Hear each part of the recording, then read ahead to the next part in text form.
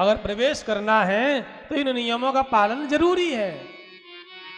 स्वामी हरदास जी महाराज बड़ी प्यारी सुंदर रीति बतलाते हैं, नियम बतलाते हैं। प्रथम सुमिर भागवत। राशिराम प्रवेश करने के लिए पहले भागवत की कथा सुनो, ये पहली सीढ़ी है। भक्त भगवत वाणी, भगवान की कथा सुनते सुनते आपके हृदय में ठाकुर जी के प्रति प्रेम जागृत होगा, प्रेम उमड़ पड़ेगा। वह प्रेम भगवान की ओर जब दौड़ेगा कथा सुनते सुनते, तो फिर क्या करोगे? अति से प्रीति होती है ना।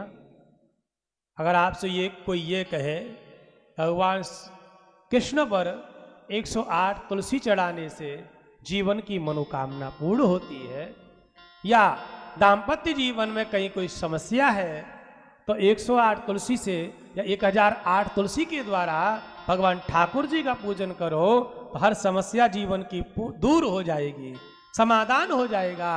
तो आपको भक्ति बढ़ेगी, विश्वास जगेगा और आप करोगे भी। तो कथा सुनने से लाभ क्या है कि भक्ति बढ़ती है, प्रेम बढ़ता है, भगवान के प्रति श्रद्धा और विश्वास जगता है।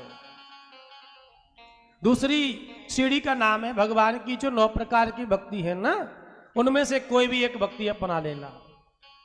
9 प्रकार की भक्ति एक भक्त कर ले ये तो बड़ा कठिन है, लेकिन 9 में से एक भी अगर जीवन में अपना ली तो भी भगवान कृपा करते हैं, ठाकुर जी का दर्शन मिलन रासलीला में प्रवेश मिल जाता है। और तीसरी सीढ़ी का नाम तृतीय करे गुरु सुमिरे दक्ष सर्वज्ञ रसीलो। तीसरी सीढ़ी का नाम है मन गुरुदेव की सानिध्यता में उनकी सेवा करें। जब तक गुरु की कृपा नहीं होगी तब तक भगवान नहीं मिलेंगे महाराज। जब तक गुरुदेव की कृपा नहीं होगी तब तक रासलीला में प्रवेश नहीं मिलेगा। बिना गुरु के भव से पार नहीं हो सकते, बिना गुरु के परमात्मा की लीला का दर्शन नहीं मिल सकता। पहले गुरु बनाए, गुरुदेव की सेवा करें, ये तीसरी सीढ़ी है महाराज। गुरुपद पंकज सेवा तीसरी भगति अमान। भगवान की सेवा तो की ही जाती है, गुरुदेव की भी अगर सेवा करते हो तो ये भी भक्ति है।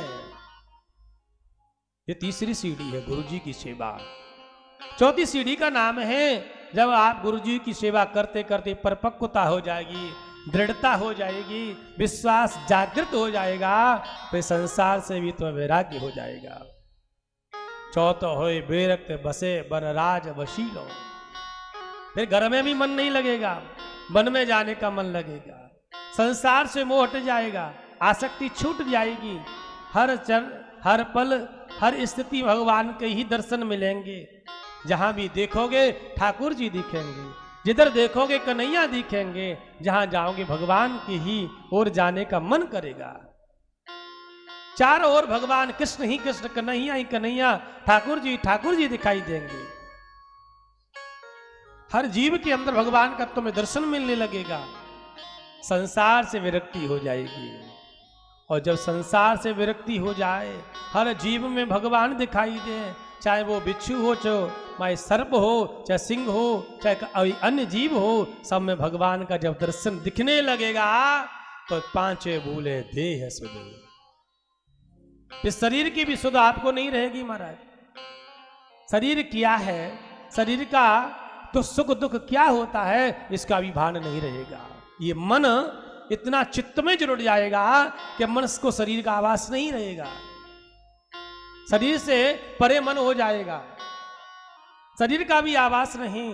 मन बुद्धि और चित्त मिल गए और चित्त गोविंद के चरणों से जुड़ गया तो शरीर का भी आवास और भान नहीं है। चाहे दुख हो या सुख हो, स्त्री और पुरुष का भी भेद मिट जाता है। 5 भूले देह सुदे, देह का भान नहीं रही। अब ये सब हो जाएगा तो छठे भावना रास की, फिर तो भगवान की दिव्याति दिव्य आनंद में रास लीला प्रवेश मिल जाएगा।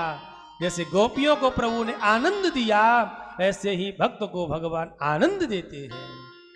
ब्रजमंडल में आज भी महाराज बड़े बड़े संत भगवान की नित्य लीला का दर्शन करते हैं। स्वामी हरदास जी महाराज जिन्होंने बिहारी जी को प्रकट किया, भगवान की नित्य लीला का दर्शन करते थे। ऐसे रास लीला प्रवेश मिलता है। हमें भाव और भक्ति, श्रद्धा और समर्पण हो तो लीला में दर्शन आज भी मिल जाएगा। शुभारंभ की लाल लीला, बड़ी सुंदर लीला को प्रारंभ ठाकुर जी ने किया। कामदेव आकर के प्रयास कर